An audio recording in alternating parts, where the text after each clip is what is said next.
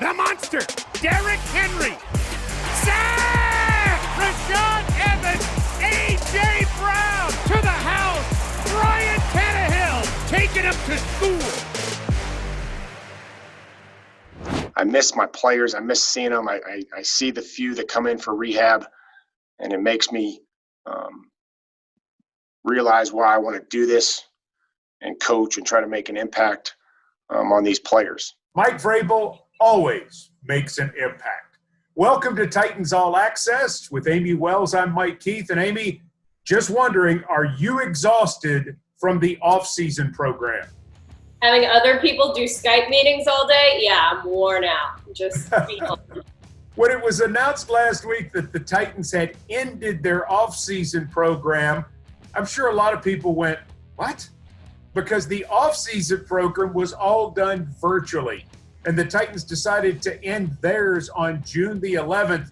Lots of meetings, Amie, lots of discussion, but obviously no time together.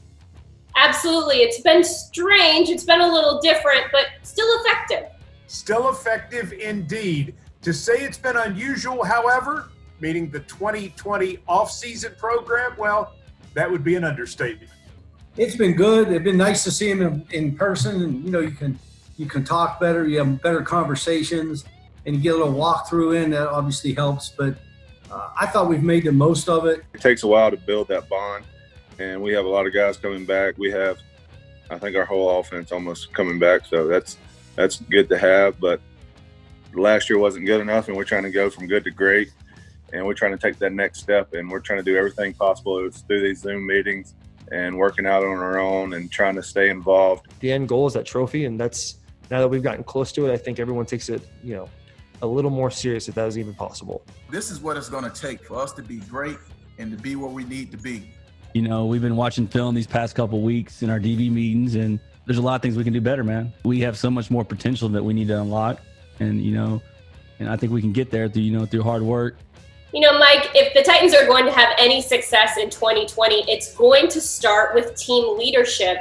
And the Titans have definitely lost some key pieces. But throughout the virtual offseason, plenty of guys have voiced a desire to step up. I think I'm a natural-born leader. As a rookie, I didn't really come in and say too much.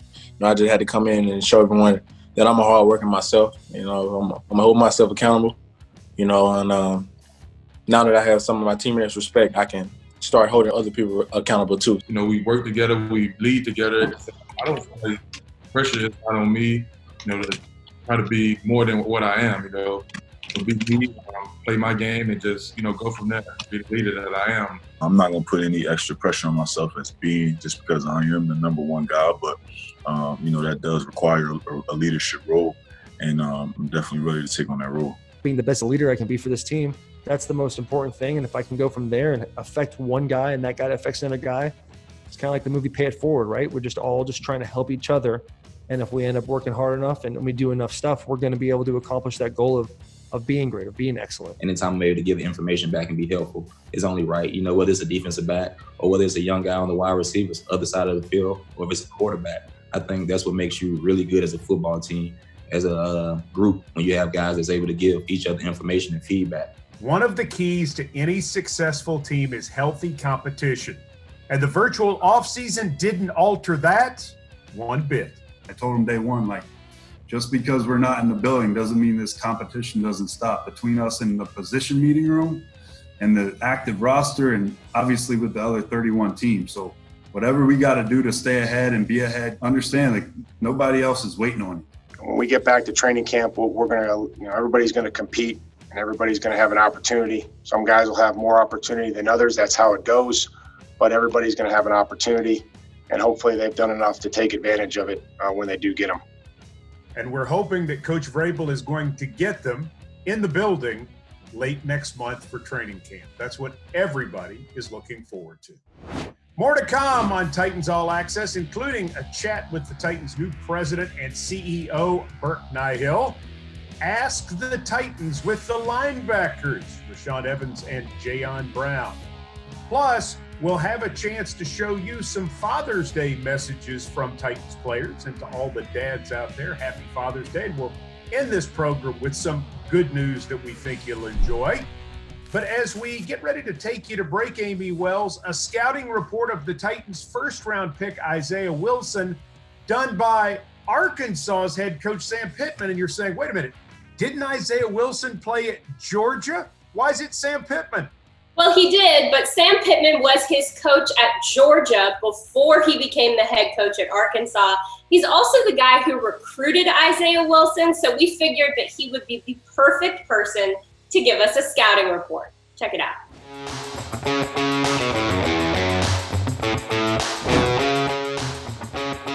Besides, he was very athletic, very smart, very bright, had a great personality. But obviously, you walked into school and you saw him in the weight room and you didn't see anybody else, you know, you just stared at him, big old guy. I think his hand placement improved tremendously and his knowledge of football improved. To be that athletic for that big of a person, you go to the combine a lot of times and kids might run faster, they may move a little bit better or something of that nature, but most of them aren't doing that at 350 pounds, you know, and sometimes he can miss his hands and be in front of a guy and he can't get by him because he's such a big person. That he'll work hard, that he's tough. His redshirt freshman year, he played the most snaps of anybody for us on the offensive line, and we had really good players that played along with him. They're getting a young player. I mean, a guy that's played basically 2 years of college football. He came from a small private school in Brooklyn. So they're going to get a player that's going to improve all the time, but he's going to work hard to make that improvement.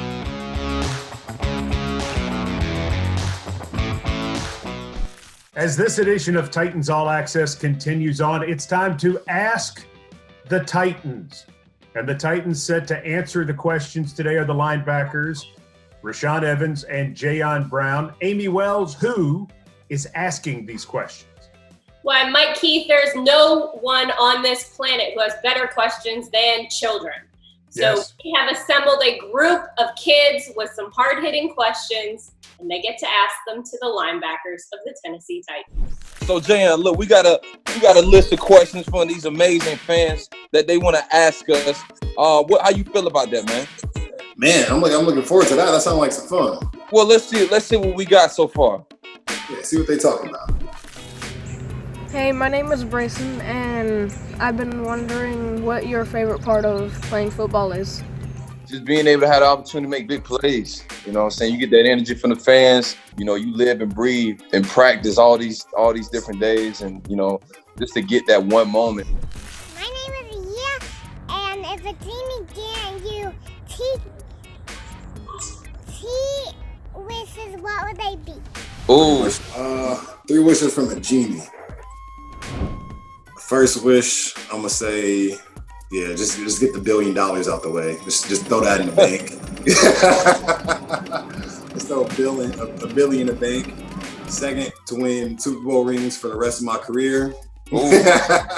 Ooh. The last one, man, that's hard. Sean, what you got? What you think for the last one? Mine would be to read mine. Ooh, I like that. What's your favorite workout? So then I can keep this beach body. Ooh. Yo. There you go. I gotta have the guns right. I want them arms swole on Sundays. You know what I'm saying? I want them arms swole on Sundays. I'm gonna say the leg workouts, you know, because I got these stallions over here. You gotta have them stallions right. Would you rather be a unicorn or a mermaid? Ooh. Goodness. I think, I don't know. I might have to go with the unicorn.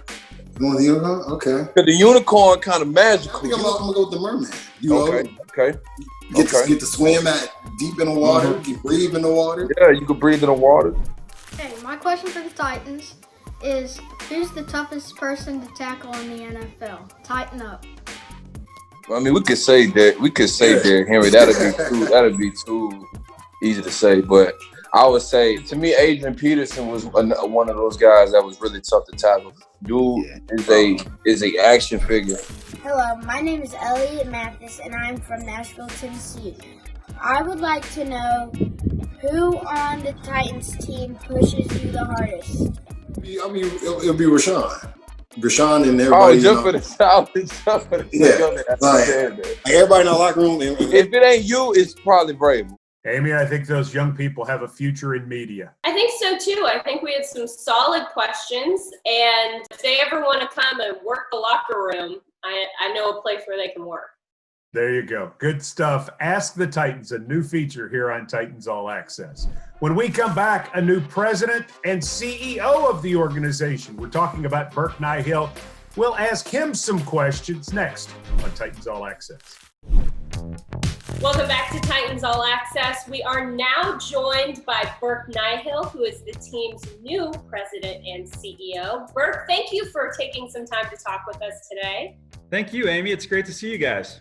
Now, Burke, how would you describe your first month as president and CEO of the Tennessee Titans? It's been great. Unusual with the pandemic, but it's been great. You know, I think like a lot of businesses, we've had to adjust.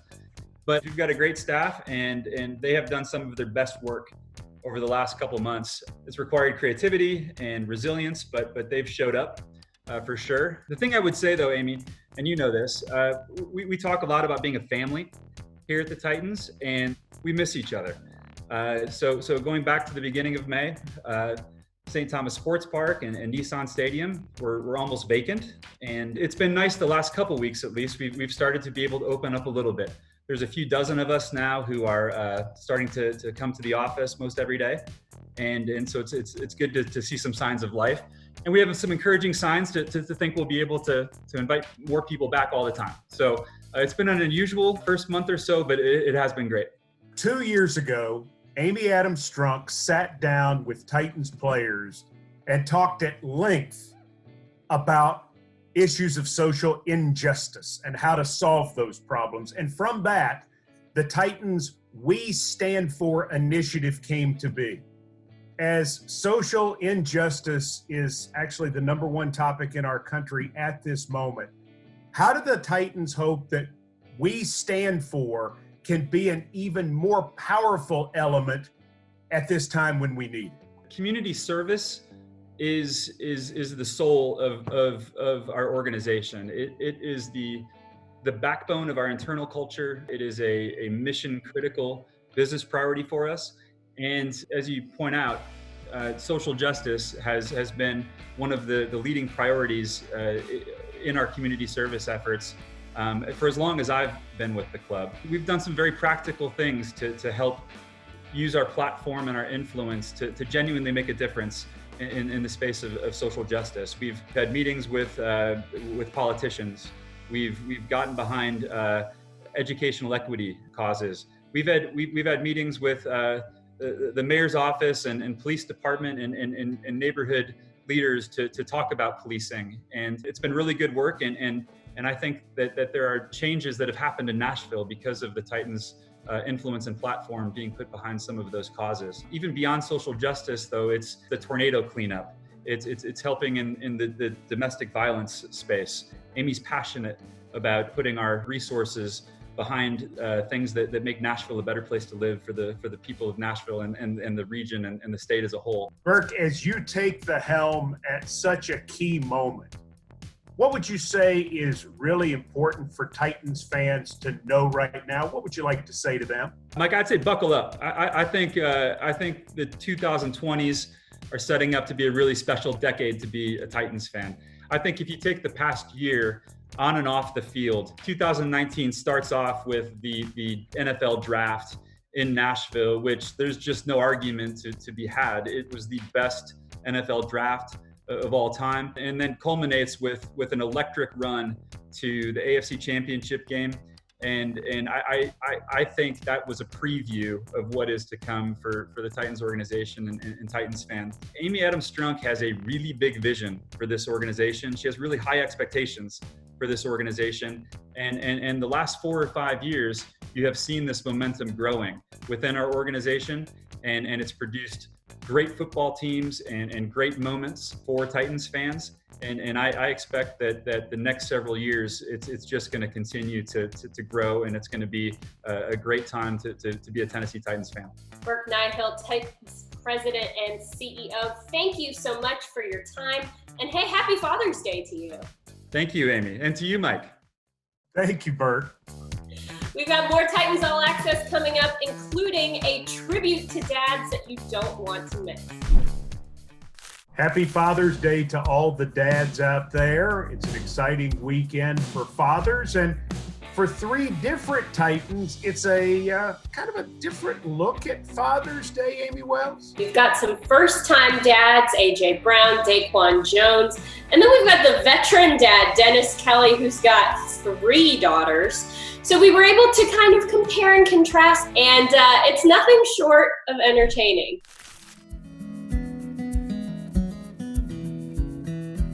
It's been amazing, to be honest with you. I mean, you hear so many different things going into it, like how hard it is and how, like, you know, it's a headache. But I kind of approach it differently. I'm looking forward to every aspect of, you know, her growing up and the challenge of it.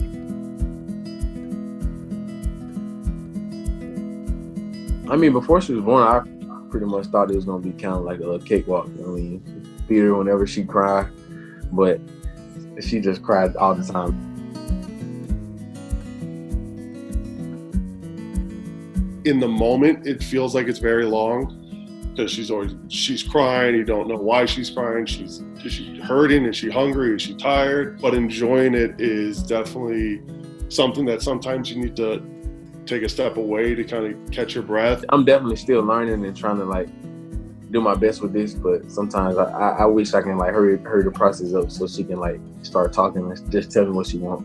I got a long way to go though. I mean, it's just a little bundle of joy every day, every second, and I love it. It's definitely a blessing. You know, every time I look at my child, my little girl, man, I get butterflies, and you know, I got somebody out here in the world now that I help create. You know, one day when I'm gone, and she keep the legacy going. You know, realizing that, you know, I'm going to be the model of who they should look up to and what a father, a man should be. And so there's that element of trying to be that calming voice of reason, but at the same time trying to explain to them like, this is why you can't hit your sister, or this is why, you know, the world the way it is. I've been pushing myself a lot harder through my workouts and knowing I have another why going into the season and why I want to do this and why I need to keep improving every year. So, I mean, I feel like it definitely lit a fire under my butt, and I don't know, man, I really love it. She definitely give me more motivation to be a better person, a better father. Just trying to do the right things all the time, man, and lead by example because I got somebody watching.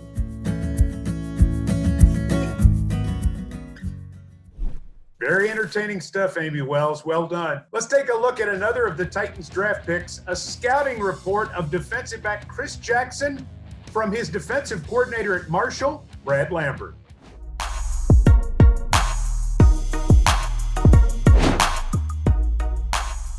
He's got the length and the size, and he's got a little bit of bulk to him, especially for a corner. So it makes him a real physical corner, and we like that about him from the start. And he can run. You know, that's a real key for, you know, a guy playing corner.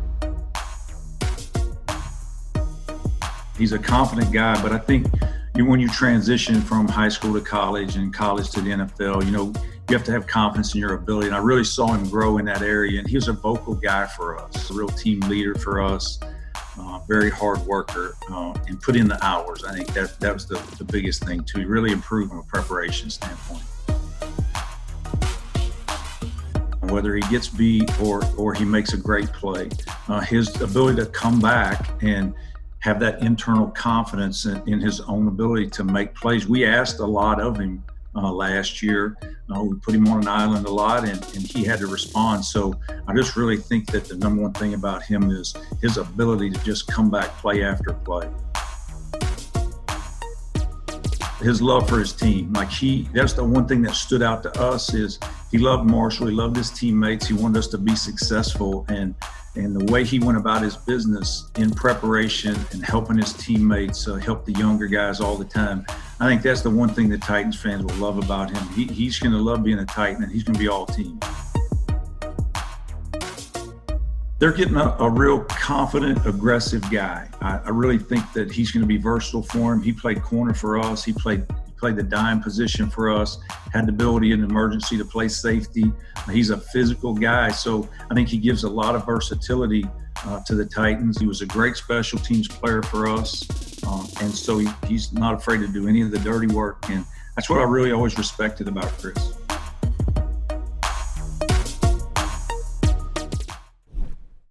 Amie Wells, this past Monday, do you know what the date was? June 15th, so 615. 615, well done. And the Titans took part in something very special called Celebrate 615, which was to promote not just Nashville and all the great things about everybody in the 615, but to promote positivity and unity in these difficult times. What about our guy T-Rack out there with the random acts of kindness?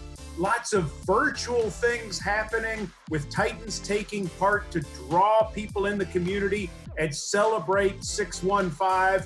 And then a T-shirt that you can get, the proceeds from which go to the Titans Charitable Foundation. You can get it at the Titans locker room store at Nissan Stadium. And what's the good news about that? Mike, that means the team store is back open. The Titans locker room shop at Nissan Stadium is back open. And again, you can get one of these Celebrate 615 t-shirts.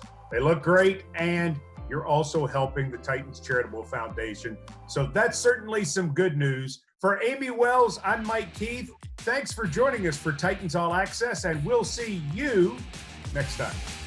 Happy Father's Day!